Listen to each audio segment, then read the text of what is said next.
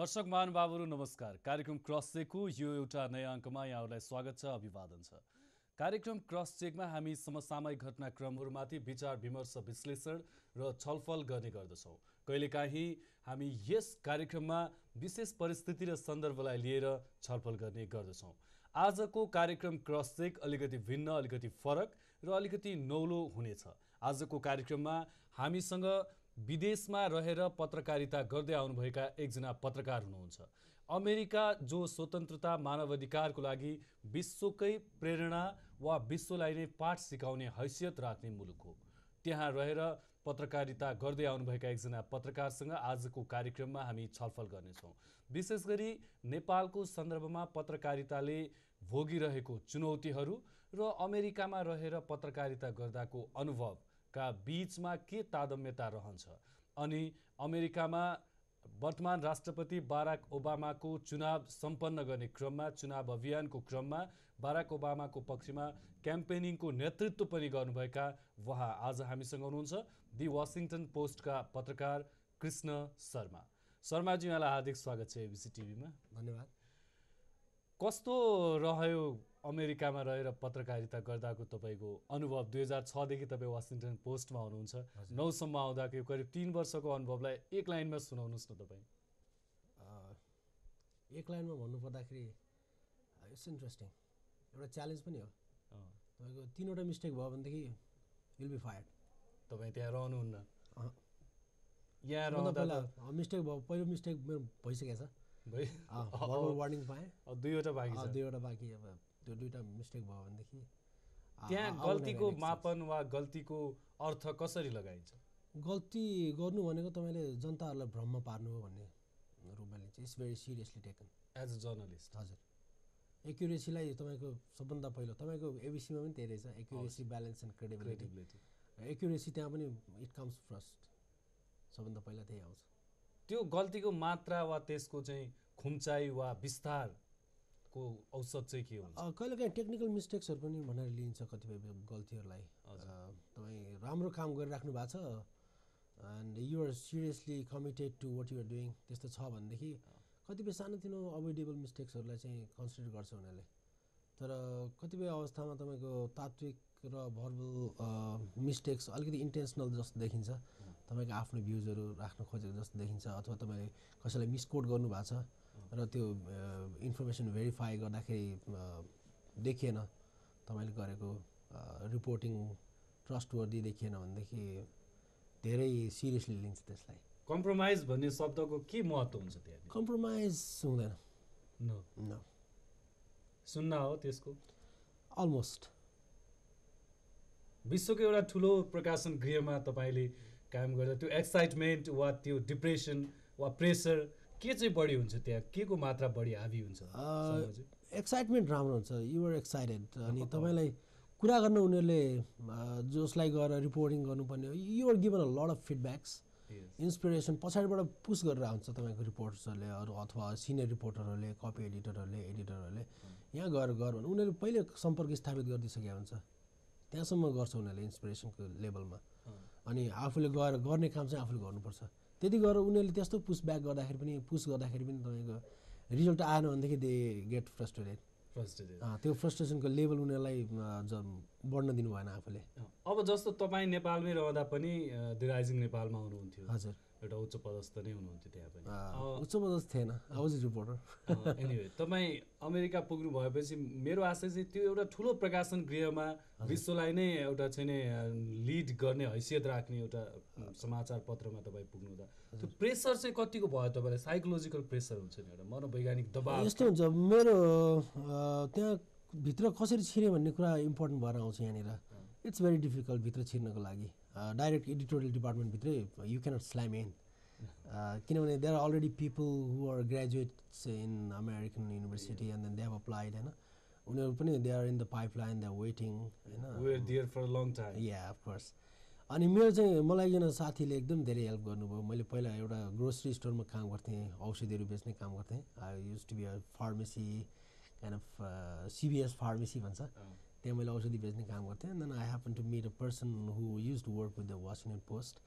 अनि उहाँसँग मैले इच्छा व्यक्त गरेँ कि म पनि त्यहाँ जान चाहन्छु मैले अप्लाई गरिसकेको छु गएर अनि भन्दाखेरि उसले एकदमै राम्रो सजेसन दियो if you want to go inside तपाईँ म्यानेजमेन्टबाट भित्रबाट छिर्नुहोस् पछाडिबाट छिर्नुहोस् go from the back door अनि भित्र छिर्सकेपछि there are if you're qualified enough there are 80% of chances to get promoted भन्ने खालको कुरा उहाँले तपाईँ जे हुनुहुन्छ त्यहाँ जानका लागि सम्भव रह्यो त्यो हजुर अनि त्यसपछि मैले म्यानेजमेन्ट पोस्टमा अप्लाई गरेँ अनि त्यसपछि त्यहाँबाट छिरेर पहिला म प्रोडक्सन डिपार्टमेन्टमा थिएँ अनि त्यसपछि म तपाईँ एकैपटक पत्रकार वा रिपोर्टरको लागि एप्लाई गर्नुभएको भए त्यो सम्भव हुने थिएन म त्यहाँनिर रिपोर्टर पनि होइन खासमा my designation is proof reader and I am occasionally asked to do the reporting on certain occasions जस्तो यो कम्युनिटिज स्पेसली साउथ एसियन इभेन्ट्सहरूमा चाहिँ त्यसमा चाहिँ मलाई मेट्रो सेक्सनबाट त्यहाँ रिपोर्टिङ गर्न पठाउँछ काम गराएको तौर तरिकामा के फरक हुन्छ यहाँ र त्यहाँ इट्स बेसिकली द सेम तपाईँको न्युज रुम पनि स्ट्रक्चर पनि सेम नै हुन्छ त्यहाँको प्रोडक्सन डिपार्टमेन्ट पनि उस्तै हुन्छ यहाँनिर जस्तै हो त्यहाँ पनि युनियनहरू हुन्छन् यहाँ पनि युनियनहरू हुन्छन् त्यहाँ पनि म्यानेजमेन्ट र युनियनको बिचमा एडिटोरियल डिपार्टमेन्ट र म्यानेजमेन्टको बिचमा चाहिँ there is always a tussle it's always the same but when it comes to producing exceptional independence त तपाईँको editorial department is totally independent तपाईँलाई म एउटा इक्जाम्पल दिउँ वासिङटन पोस्टको 2008 सालको जुनमा एउटा यस्तो घटना घट्यो त्यहाँको म्यानेजमेन्टले तपाईँको प्रोडक्सन डिपार्टमेन्टमा काम गर्ने इम्प्लोयरलाई 6 वर्षदेखि तलब बढाइरहेको रहेछ यु क्यान इमेजिन उनीहरू कतिसम्म डिप्रेस भएर काम गरिरहेको थियो एन्ड देन उनीहरूले के गर्यो भनेदेखि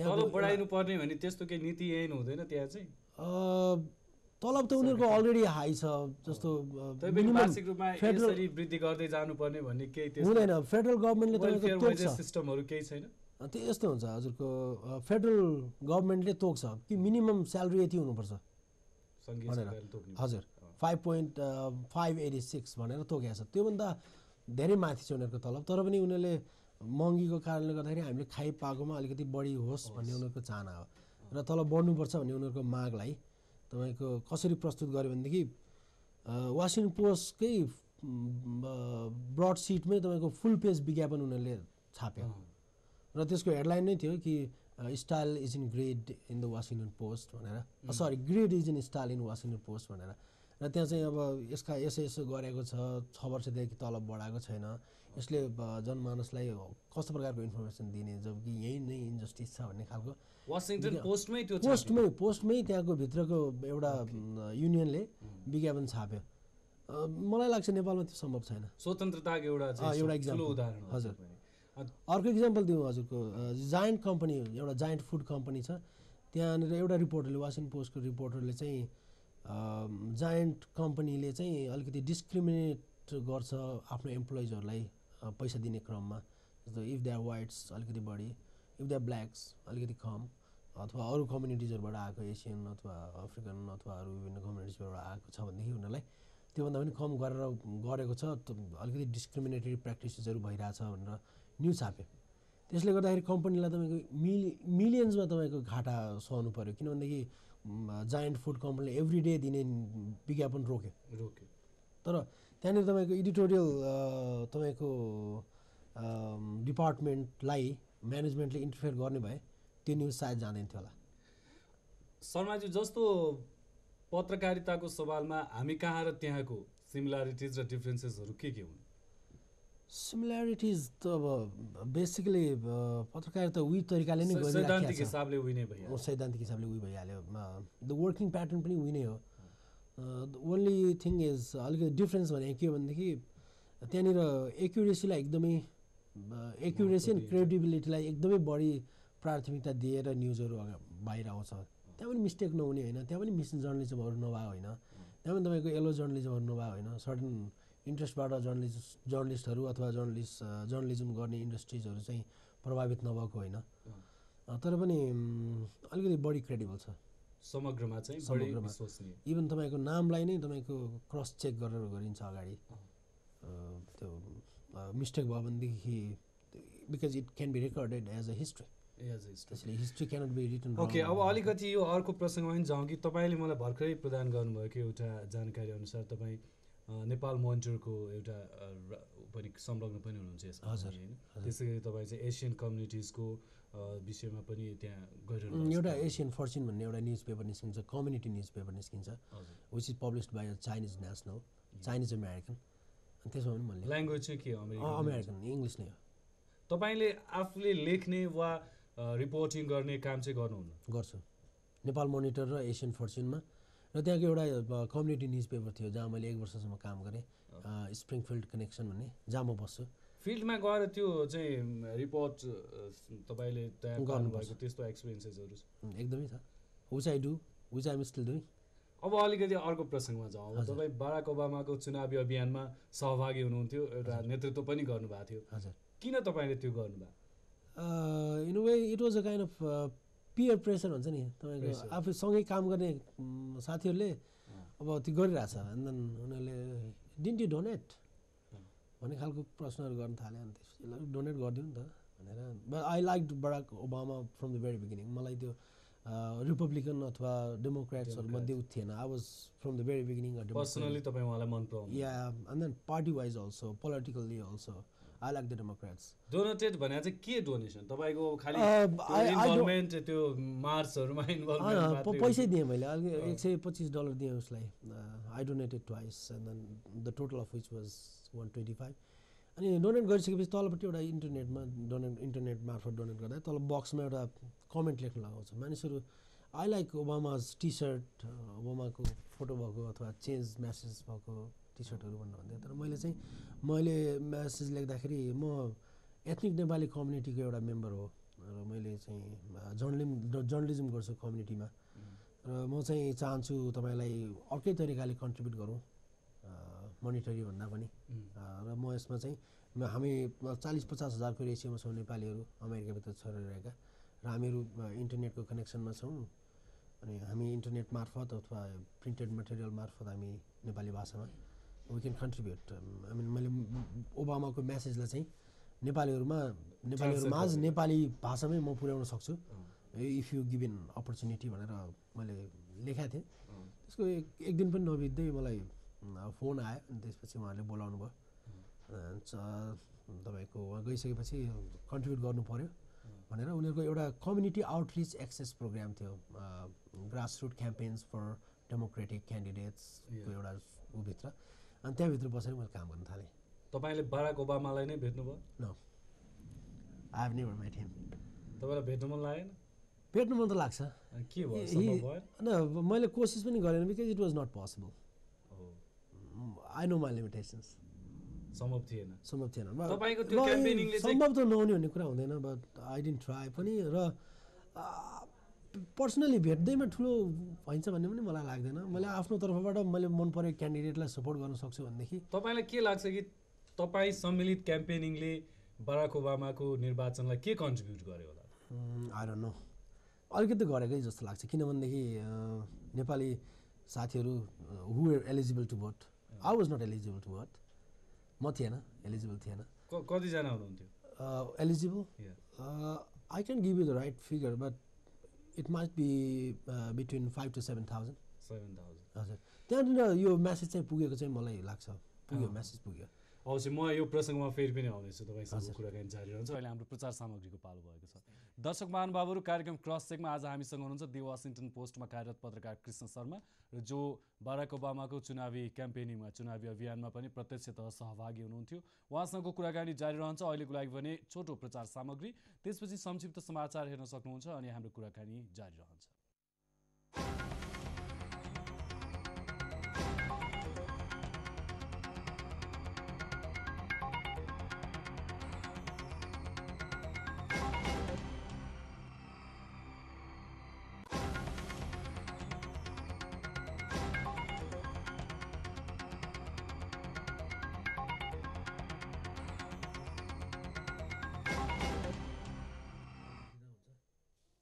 दर्शक महानुभावहरू आजको कार्यक्रम क्रस चेकमा हामी वासिङटन पोस्टमा कार्यरत पत्रकार कृष्ण शर्मासँग छौँ र अब विशेष गरी अमेरिका र त्यहाँको वर्तमान जनजीवनसँग जोडिएका केही सवालहरूमा हामी अगाडि बढ्नेछौँ शर्माजी बाराक ओबामाको चुनावी क्याम्पेनदेखि नै सहभागी हुनुभएको तपाईँ अब ओबामाको विजय पश्चातको अपेक्षाहरू चाहिँ के छन् त्यहाँ बस्ने जनताको? एक्सपेक्टेसन्सहरू हाई छ. पिपल वर फ्रस्ट्रेटेड विथ यो हाम्रो जर्ज बुसको एडमिनिस्ट्रेसन, 8 वर्ष लामो एडमिनिस्ट्रेसनसँग, जसले कम्युनिटीलाई केही पनि दिएन. लियो त ट्याक्स लियो अनि त्यसपछि इराकमा लगेर खर्च गरे, बम पड्कायो. त्यसैले अब वेलफेयर गभर्मेन्ट हुन त अब डेमोक्रेट र रिपब्लिकन्सहरू मध्ये democrats are regarded to be little socialist होइन. तपाईँको पब्लिक एन्ड सोसियल वेलफेयर प्रोग्राम्सहरू लिएर आउने त्यस्तो देखिन्छ. र राष्ट्रलाई धनी बनाउनुपर्छ, समुन्नत बनाउनुपर्छ भन्ने प्रिन्सिपलमा लाग्छ. न त बनाएको त खास रिपब्लिकनले नै हो अमेरिकालाई भनिन्छ होइन. बट जनताहरूलाई सुविधा दिने क्रममा चाहिँ डेमोक्रेट्सहरू अगाडि छन् र पिपलहरूले धेरै आशा गरिरहेका छन्. खासमा तपाईँ 1 2 3 गरेर भनिदिनु न, अपेक्षा के छ अब त्यहाँ? सबभन्दा पहिला त जनताहरूले हेल्थ केयरको कस्ट चाहिँ एकदम हाई छ. त्यसमा ओबामा एडमिनिस्ट्रेसनले चाहिँ सर्वसुलभ हेल्थ केयर उपलब्ध गरायो भने राम्रो हुन्छ भन्नेमा छन्. सबभन्दा पहिलो प्रायोरिटी मानिसहरूको एभ्रिडे लाइफमा त्यो छ. त्यसपछि दोस्रो चाहिँ जब अपर्च्युनिटिज र उनीहरूको तेस्रोमा चाहिँ social justice and income parameters अलिकति बढी कमाउन सक्यो हुन्थ्यो भन्ने. अवश्य. अब जस्तो कि यो परिवर्तन नाम दिएर एउटा जुन तपाईँले पम्पलेटिङ मलाई दिनुभयो, यसमा बाराक ओबामाले चाहिँ करिब 1,50,000 अभिभावक तथा बालबालिकालाई स्वास्थ्य सुविधा प्रदान गरेको सिनेटर हुँदा नै भन्ने कुरा उल्लेख छ. तपाईँले भन्नुभयो जस्तै 50 लाख रोजगारीको अवसर सिर्जना गर्ने भनेर यो एक प्रकारको प्रतिज्ञा पत्रमा पनि उल्लेख गरिएको छ. क्याम्पेनिङको क्रममा यो गरिएको रहेछ. सोसल जस्टिसको कुराहरूमा उहाँले फुटाउ र राज गर जस्तो पुरानो नीतिलाई खारेज गरिने भन्ने कुरा पनि गर्नुभएको छ. अब यो सबै कुराहरूले जनतालाई कन्भिन्स गर्यो, एक हिसाबले यो पेपरले कन्भिन्स गर्यो, बराक ओबामाले कन्भिन्स गर्न सक्नुभयो. अब तपाईँलाई के लाग्छ कि यो सबै अपेक्षाहरू जनतामा जुन छ र उहाँले हिजो प्रमिस गर्नुभएको थियो, कति पुरा हुन सक्ला त? यो चाहिँ भेरी इन्ट्रेस्टिङ क्वेसन. यसमा चाहिँ एउटा प्यु रिसर्च सेन्टर छ अमेरिकामा, जसले हालसालै गरेको रिसर्चमा चाहिँ के भनेको छ भने world wide research, not just in America. त्यसमा के भन्छ भने 90% of the commitments the political leaders do while campaigning in the elections, before the elections, 90% of them will not be fulfilled. चाहे त्यो नेपालमा होस्, चाहे त्यो इङ्ल्यान्डमा होस्, चाहे अमेरिकामा होस्. हामी नेपालीले चाहिँ के ठान्थ्यौँ भने हाम्रो नेताहरूले मात्रै पुरा गरेनन् भन्ने. होइन, त्यसो होइन रहेछ. छैन. अमेरिकामा पनि त्यही हुन्छ. तपाईँको they say something and then they do something. त्यसलाई आधार बनाउने हो भनेदेखि, प्यु रिसर्चको फाइन्डिङ्सलाई आधार बनाउने हो भनेदेखि, Barack may not have much to do होइन, what he had said during the campaign. तर उसको चाहिँ seriousness in tone and seriousness in commitment त्यो हेर्दाखेरि he looks more committed to work into what he was saying. तर अलिकति त त्यो क्याम्पेन प्रमिसेसहरूबाट डेभिएट भइसकेको छ विभिन्न क्षेत्रमा होइन. अब ट्याक्सको कुराहरूमा पनि अलिकति डेभिएट भइसकेको छ. He has to compromise. त्यसमाथि उसको चाहिँ च्यालेन्ज चाहिँ सबभन्दा ठुलो च्यालेन्ज त अहिलेको ग्लोबल इकोनोमिक क्राइसिसकै आइरहेछ. र उसको 2012 को इलेक्सनमै पनि अब it could be a determining factor. उसले चाहिँ how he addresses the economic crisis. यदि यसलाई सही ढङ्गले एउटा ट्र्याकमा लाने कोसिस गरिएको खण्डमा आगामी निर्वाचन सहज हुनेछ. तर अब जस्तो यो आर्थिक मन्दी नै एउटा यस्तो कारण बनिदियो कि जसले ओबामालाई विजयी बनाउन सफल भयो. त्यो विजय बनाउनु पनि सफल भयो. अब चाहिँ यसलाई राइटली एड्रेस भयो र इकोनोमिक क्राइसिस चाहिँ बिस्तारै आफ्नो ट्र्याकमा आयो, जबहरू क्रिएटेड भयो, मान्छेहरू इकोनोमिक एक्टिभिटिजमा लाग्न थाल्यो भनेदेखि र समाधान भयो भनेदेखि Barack Obama will be undisputable candidate for 2012. मलाई त्यस्तो लाग्छ. यदि भएन र यो क्राइसिस अगाडि नै गयो भने प्रारम्भिक सङ्केत देखिन्छ. जस्तो तपाईँको गोल्डको प्राइसमा कमी आइसकेको छ, उसले स्टिमुलस प्याकेज अगाडि ल्याउँदा हामी कहाँ त बढिरहेछ. त्यहाँ र यहाँको त अलिकति तुलना गर्न सकिँदैन. आम अल्सो सरप्राइज. त्यहाँनिर जग्गाको भाउ यस्तो बढिरहेछ अमेरिकामा, जबकि तपाईँको रियल इस्टेट प्राइस तपाईँको बटममा पुगिसकेको छ. त्यो नै एउटा कारण पनि थियो कि आर्थिक मन्दीको. एकदमै ठुलो कारण. हजुर, सबभन्दा ठुलो कारण त्यही नै थियो. हजुर, एउटा सिन्ड्रोम चाहिँ देखियो भन्ने तपाईँको निष्कर्ष. अब अर्को कुरा जस्तो कि बाराक ओबामाको विजयलाई लिएर सञ्चार माध्यमहरूले बडा सेन्सिटाइज हिसाबले प्रस्तुत गरेको कुरा के भने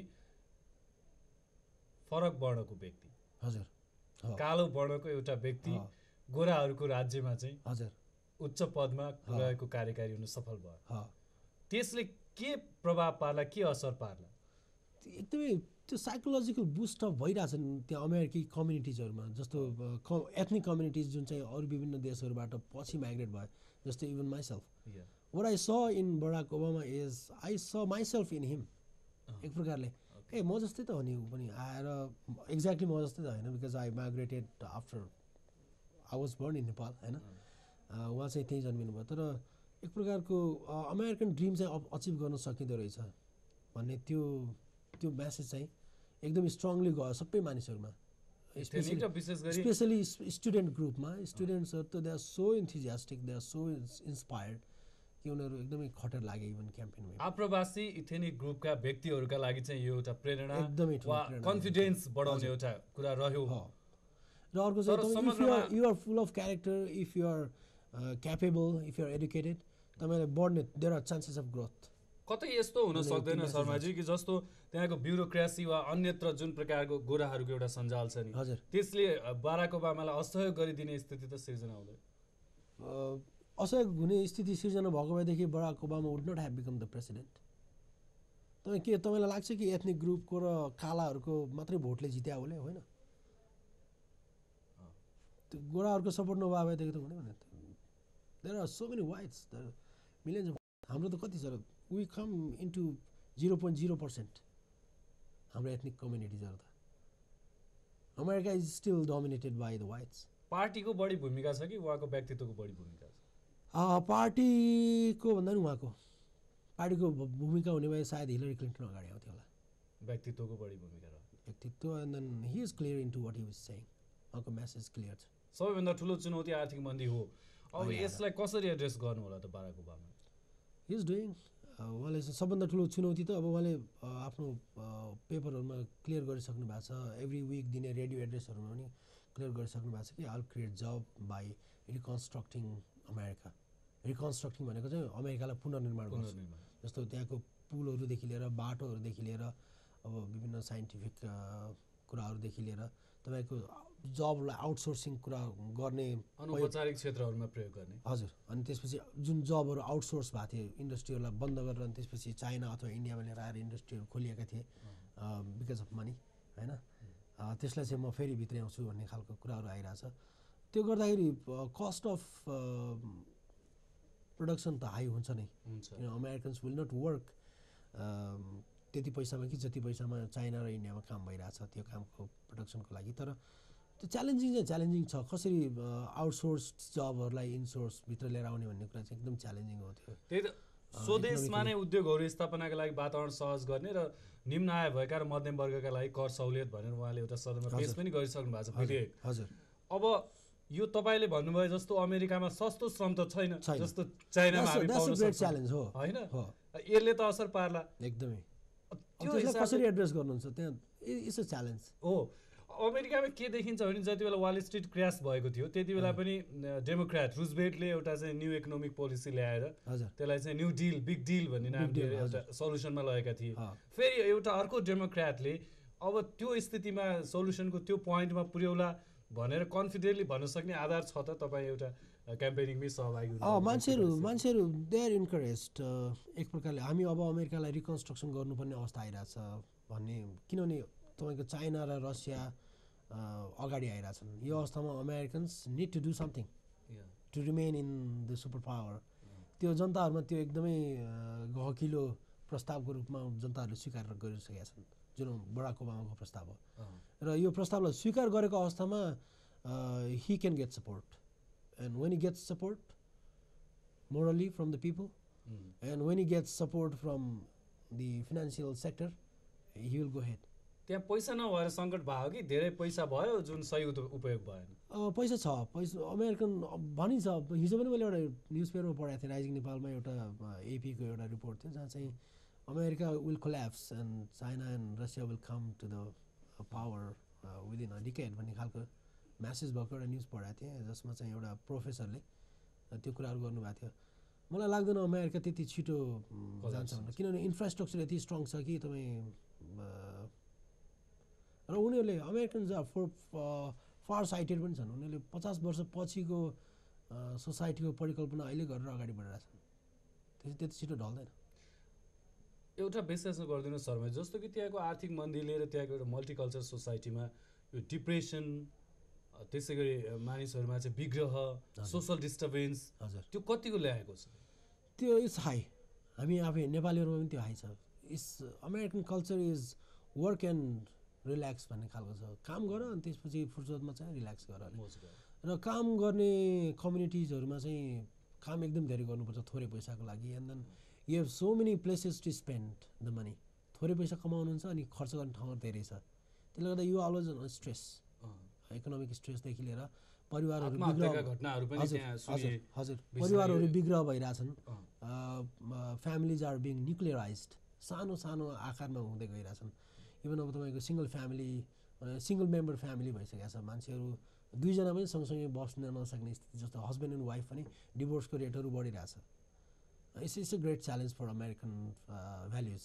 लेट्स सी अब बाराक ओबामाले यसलाई कसरी सोल्युसनमा लैजान्छ। He has shown an example by being a ideal family तपाईँको, होइन? म आउँछु तपाईँमा फेरि। अहिले फेरि हाम्रो एउटा प्रचार सामग्रीको पालो हुन्छ। दर्शक महानुभावहरू, कार्यक्रम क्रस चेकमा कुराकानीको श्रृङ्खला जारी रहन्छ। कृष्ण शर्मा, द वासिङटन पोस्टका पत्रकार, आज हाम्रो अतिथि हुनुहुन्छ। अहिलेको लागि फेरि प्रचार सामग्रीहरू।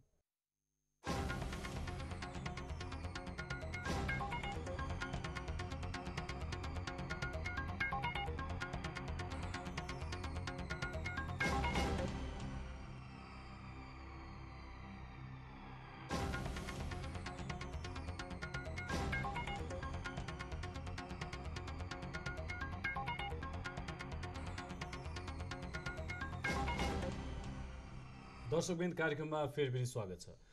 शर्माजी, अब अलिकति हाम्रो प्रसङ्गमा पनि जोडौँ यो कुरालाई कि बाराक ओबामा अमेरिकाको राष्ट्रपति हुनुले हामीलाई अथवा नेपाललाई चाहिँ राम्रो नराम्रो, फाइदा बेफाइदा वा हामीले लिन सक्ने कुराहरू चाहिँ के हुन्छ? हजुर, आज गोर्खापत्रमा, आज बिहानको गोर्खापत्रमा आइरहेछ, बराक ओबामा नेपालसँग सहकार्य गर्ने इच्छुक भनेर। त्यो प्रचण्डले पठाएको कङ्ग्रेचुलेटरी म्यासेजको चाहिँ रिप्लाईमा त्यो आएको रहेछ। I was happy to hear that कि बराक ओबामाले नेपाललाई सहकार्य गर्नको लागि रेडी छ भनेर।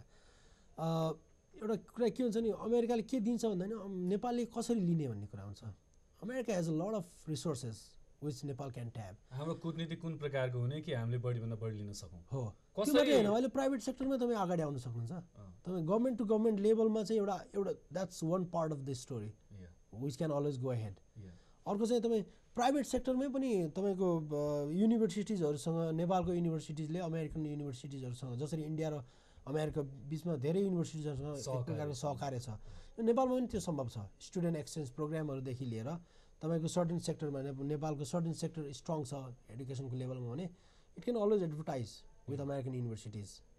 तपाईँको लेभल अफ एडुकेसन राम्रो छ, जस्तो नेपालको प्राइमेरी एडुकेसन राम्रो छ प्राइभेट सेक्टरमा, अमेरिकाको छैन। अवश्य होइन, प्राइभेट सेक्टरमा एउटा पर्सनल एप्रोचबाट प्राप्त हुन सक्ने सुविधा वा सेवाहरू वा त्यसको बेनिफिट्स त छँदैछ। मेरो आशय चाहिँ सरकारी तहबाट अबको सम्बन्धमा कुनै त्यस्तो नयाँ स्वरूप देखा पर्ने वा त्यस्तो कुनै एउटा चामत्कारिक परिवर्तन हुन सक्ने, दुई देश बिचको सम्बन्धमा नेपाल बढी बेनिफिटेड हुन सक्ने त्यो कस्तो कन्डिसनहरू हामीले क्रिएट गर्न सक्छौँ? It's a foreign policy question है। म फरेन पोलिसीमा त्यति अगाडि जान नसकौँला, तर नेपालले लिन सक्ने क्षेत्रहरू चाहिँ धेरै हुनसक्छ भन्ने कुरामा के भन्न सक्छु भनेदेखि आफ्नो कमिटमेन्ट टु डेमोक्रेसी नेपालले सो गर्यो भनेदेखि America is always willing to invest for democracy. तर के पनि भनिन्छ भने अमेरिकाको फरेन पोलिसी चाहिँ त्यहाँ बुस आओस् या ओबामा आओस् त्यति खासै भिन्नता हुँदैन, जसले गर्दा हामीले त्यति धेरै उत्साही हुनु जरुरी छैन भन्ने कुरा पनि सुनिन्छ। ओबामा जित्दै हुनुहुन्थ्यो। हजुर, भनिन्छ, तर त्यसमा अलिकति फरक चाहिँ हुन्छ नै। तात्विक फरक तपाईँको फरेन पोलिसीलाई नै नयाँ बनाउने भन्ने त हुँदैन। American foreign policy has been the same for a long long long period of time, होइन? तर एडमिनिस्ट्रेसन कसको आउँछ, रिपब्लिकनको आयो अथवा एउटा सर्टन पर्सनको आयो, जस्तो बुसको सायद मलाई लाग्छ इराकसँग उसको पहिलेदेखिको फादरले गरेको दुश्मनीले गर्दाखेरि he was more encouraged to win over Iraq जस्तो लाग्छ। त्यसैले एउटा व्यक्तिले पनि असर पार्छ, होइन? जस्तो बराक ओबामा आउनु र हिलरी क्लिन्टन आउनुमा सायद दुईटा मध्ये एउटा आएपछि डेमोक्रेट्सहरूको चाहिँ फरेन पोलिसीमा अलिकति चेन्ज त आइहाल्छ इट डिपेन्ड्स अन द प्रमुख कार्यकारीका हैसियतले उहाँको पनि केही ओपिनियन डिफरेन्स पार्छ डेफिनेटली तर डेमोक्रेट्सहरू चाहिँ अलिकति they are more liberal they want to stay together तपाईको दे आर मोर लिबरल भन्ने स्टेटमेन्टमै म आउँछु कि जुन नेपालमा सत्तामा रहेको सबभन्दा ठुलो दल माओवादीलाई उनीहरू अझै आतंककारी भन्दछन् हजुर अब त्यसमा केही परिवर्तन आउला आई डोन्ट नो तर मलाई आइ एम सरप्राइज एउटा केस अमेरिकामा यस्तो घटेको छ नेपाली काङ्ग्रेसको एउटा व्यक्तिलाई let me tell you Nepali काङ्ग्रेसको एउटा व्यक्तिलाई त्यहाँनिर ग्रिन कार्ड दिने सवालमा चाहिँ हि वाज रिजेक्टेड एउटा it could be a special case मलाई विनोद रोका त्यहाँ लयर हुनुहुन्छ न्युयोर्कमा उहाँले चाहिँ यो केसको बारेमा कुरा गर्नुभएको थियो उहाँलाई चाहिँ नेपाली काङ्ग्रेसले एकपल्ट टेरिस्टहरूले जस्तै गर्ने काम गरेको थियो प्लेन अपहरण गरेर 2007 सालको आन्दोलनको दौरानमा त्योभन्दा अगाडि त्यस कारणले गर्दाखेरि त्यति बेला त्यो एक्टिभिस्टलाई लिएर तपाईँको he was rejected because he was Nepali Congress activist अब भनिन्छ आइ एम नट स्योर भनिन्छ बिल क्लिन्टनले गिरिजाप्रसाद कोइराला एक्चुली अमेरिका भ्रमणमा गएको बेलामा चाहिँ मलाई दर्शन भेट व्हाइट हाउसमा अफिसियल भेट नदिनुको कारण चाहिँ because he had once participated in the hijacking of the plane. He had committed. Yeah, त्यस कारणले गर्दाखेरि अलिकति पेडागोगिक तरिकाले चलिरहेको हुन्छ स्टेट डिपार्टमेन्ट अमेरिकाको त्यसैले अब माओवादीलाई यति छिटै टेरिस्ट लिस्टबाट हटाउने नहटाउने भन्ने कुरा एकदम गहन क्वेसन हो यसलाई मैले लाइटली आन्सर गर्न सक्दैन but I can make sure that 4-5 वर्षको हामी के अनुमान लगाउन सक्छौँ कि भन्ने मात्रै कुरा हो यो चाहिँ it depends totally on how the Maoist government works how democratic it becomes how welfare program it brings out to the people त्यसरी जान्छ जस्तो लाग्छ मलाई ओके अब तपाईँहरूको एउटा सोसाइटीको कुरा गरौँ नेपाल अमेरिका जर्नलिस्ट एसोसिएसन भन्ने जुन तपाईँको सोसाइटी छ त्यहाँ तपाईँ महासचिव पनि हुनुहुन्छ हजुर नेपालको पत्रकारिताको सवालमा यो सोसाइटीको कन्ट्रिब्युसन के हुन्छ basically Nepal America journalist association त अमेरिकामा रहेर जर्नलिजम अँगालिरहेका पत्रकारहरूको नेपाली पत्रकारहरूको एउटा संस्था हो अवश्य र उसले चाहिँ अमेरिकामा कसरी स्ट्रगल गर्ने कसरी मोर एथिकल भएर एक्युरेट इन्फर्मेसन कम्युनिटीको इन्फर्मेसनहरू नेपाली जनताहरू माझ नेपाली एथनिक कम्युनिटिजहरू स्पेसली माझ पुर्याउने भन्ने नै उसको मेन उद्देश्य हुन्छ तर हामीले एउटा सहकार्य गर्न खोजिरहेछौँ कि we are trying to work out on with American institutes press इन्स्टिट्युट्सहरूसँग सँगै बसेर उनीहरूसँगबाट एउटा स्कलरसिप फुत्काउने र त्यो चाहिँ हाम्रो नेपालमा बसेर काम गरिरहेका पत्रकारहरूमध्ये एकजनालाई 1 वर्षमा त्यहाँको कुनै फेलोसिपमा हामीले त्यहाँ पुर्याउन सक्यो भनेदेखि हामीले हाम्रो साथीहरूलाई केही गर्न सकिरहेछौँ भन्ने फिलिङ हुन्छ तपाईहरुको अवस्था चाहिँ के छ त्यहाँ प्लानिङमा शर्माज्यू हजुर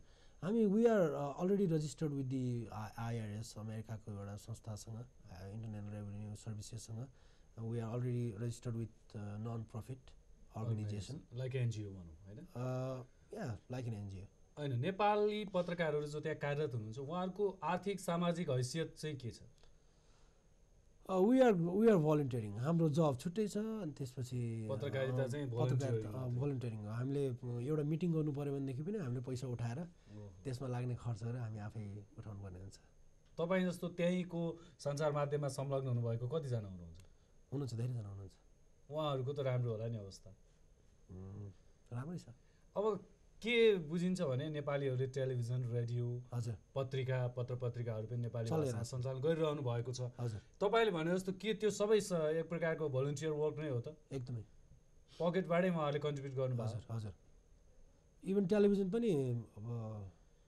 I don't know for sure तर तपाईँको नाफा लिएर चलेको छैन नाफामा छैन इन्कम सोर्स के हुन्छ त्यस्तो विज्ञापन सहज हुन्छ प्राप्त हुँदैन त्यही त प्रब्लम छ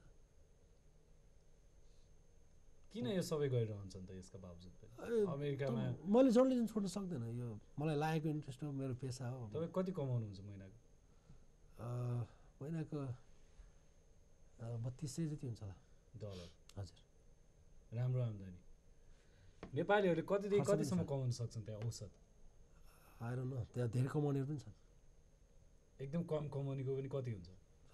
एकदम कम कमाउनेमा इलिगल छन् भनेदेखि अब त्यो एम्प्लोयरले शोषण गरेर आउँछ उनीहरूलाई धेरै घन्टा काम गराउने, $5 काम गराउने, $4 काम गराउने पनि गरिरहेछ, जुन चाहिँ तपाईँको के भन्छ फेडरल गभर्मेन्टले दिएको गाइडलाइन्स वेजको गाइडलाइन्सभन्दा तल गर्छ। तर उनीहरूले त्यहाँ बार्गेन गर्न सक्दैनन् इलिगल भएको कारणले, त्यसैले उनीहरूले $4-5 पनि पाउन सक्छन्। ओके, अब शर्माजी हामी कार्यक्रमको अन्त्यतिर नै आइसकेका छौँ। अधिकांश नेपालीहरू अमेरिकालाई चाहिँ स्वप्नको संसार भनेर भन्दछन्, एकपटक जान पाए हुन्थ्यो, पुग्न पाए हुन्थ्यो भने त्यो प्रकार लिइरहेका हुन्छन्। तपाईँले त्यहाँ रहेर त्यहाँको सामाजिक, आर्थिक, सांस्कृतिक सबै जीवनको अध्ययन गर्नुभएको व्यक्तिका हैसियतले त्यति ठुलो चाहिँ अपेक्षा वा मरिहत्ते गर्नु जरुरी छ अमेरिकाको लागि? छैन। त्यो भन्दा नि हामीले नेपाल कति गुणा राम्रो छ, कति गुणा राम्रो छ, किनभने एटलिस्ट हाम्रो यहाँ घर छ जुन चाहिँ पेड अफ छ। बुझ्नु भएन? घर नभएको मान्छेहरू एकदम कम छ। हाम्रो घरमा बस्न सक्छौँ विदाउट पे। हजुर, एउटा मात्रै कुरा हो कि सांस्कृतिक र पोलिटिकल कल्चर यहाँ बन्यो भनेदेखि नेपाल मानिसहरूले धेरैले भनेका छन्, मैले फेरि पनि रिपिट गरौँ, Nepal could be a Singapore, Nepal could be a Switzerland. Social र पोलिटिकल कल्चर, हामीसँग रिसोर्सेसहरू छ, हामीलाई सहयोग गर्नको लागि there are so many countries which are willing to invest on us, होइन? एउटा मात्रै कुरा हो कि हामी आफू धेरै कुराहरू गर्छौँ, काम गर्दैनौँ। हाम्रो वर्किङ कल्चरै छैन। अमेरिकाबाट सबभन्दा ठुलो सिक्न सकिने लेसन भनेको वर्किङ कल्चर, काम गर्ने संस्कार। हिजो मैले एउटा सामान किनेको थिएँ, मैले बोकेर हिँड्छु भन्दाखेरि मेरो दाइले किन बोक्छौ, एउटा भरियालाई लिएर जाउँ न। हामी चाहिँ अलिकति सोमा अलिकति तडक भडक अर्कालाई कजाएर खाने संस्कृतिमा छौँ, विच इज भेरी रङ। हामीले काम गर्दैनौँ। मान्छेहरू त्यहाँ जुनसुकै लेभलमा जानुहोस्, इभन प्रेसिडेन्टको लेभलदेखि लिएर तपाईँले तल्लो लेभलमा पोलिटिकल एन्ड कल्चरल कुरा गर्नुभयो नि तपाईँले, सांस्कृतिक र सामाजिक वा राजनैतिक संस्कार। हजुर, हामी के कारणले पछाडि पर्यौँ त? हाम्रो राजनीतिक संस्कार एकदमै खतम छ। हामीले एउटा कुरा गर्छौँ, त्यो कुरा आफूले लागू गर्दैनौँ। हामीले मञ्चमा गएर गाली गर्छौँ, हामीले मञ्चमा गएर बाल श्रम शोषण विरुद्धको कुरा गर्छौँ, घरभित्र चाहिँ बाल श्रम शोषण भइरहेको हुन्छ। जे भनिन्छ त्यो चाहिँ गराएर कार्यान्वयन गर्नु पर्यो र काम गर्ने संस्कारको विकास गर्यो भने यसमा चाहिँ सरकारको एउटा सबभन्दा ठुलो भूमिका हुन्छ। नेपाली सरकार, कुनै पनि सरकारले आजसम्म तपाईँको काम दिन सकेकै छैन जनतालाई। जनताहरू मजासँग बसेर तपाईँ 4 महिना काम गरेर 12 महिना खान्छन्, अनि 8 महिना खान्छन्, अनि कसरी हुन्छ? Government should be serious. त्यहाँ तपाईँको अमेरिकामा चाहिँ प्रत्येक दिन काम गरेन भने तपाईँको you come down the poverty level. काम गरिएन भने भोलि नै हामी गरिबीको लाइनभन्दा तल पुग्छौँ। त्यसैले मान्छेहरू काम गर्न बाध्य छन् र त्यही काम गरेको कारणले नै अमेरिका माथि छ। अवश्य काम गर्ने संस्कारको विकास गर्न सक्यौँ भने हामी छिट्टै नै सिङ्गापुर बनिरहेका छौँ, होइन? धेरै धेरै धन्यवाद शर्माजी, तपाईँ आइदिनु। Thank you very much. तपाईँको विचारले, तपाईँको अनुभवले हाम्रो कार्यक्रमलाई पक्कै पनि एउटा पृष्ठपोषण गरे हाम्रो दर्शक महानुभावलाई भन्ने हाम्रो विश्वास छ। Thank you so much. दर्शक महानुभावहरू, आजको कार्यक्रममा हामीसँग हुनुहुन्थ्यो दि वासिङटन पोस्टमा कार्यरत एकजना नेपाली पत्रकार कृष्ण शर्मा। आजको कार्यक्रमको समय सकिएको छ। यो कार्यक्रमको पुनः प्रसारण तपाईँ दिउँसो 31 बजे हेर्न सक्नुहुन्छ र विश्वव्यापी रूपमा www.abctvnepal.com मार्फत पनि तपाईँ हाम्रो इन्टरनेट प्रसारण हेर्न सक्नुहुन्छ। कार्यक्रममा सहभागी सम्पूर्ण प्रविधिका साथीहरूलाई धन्यवाद दिँदै किरण मरहट्टा बिदा चाहन्छ। तपाईँको दिन शुभ रहोस्। नमस्कार।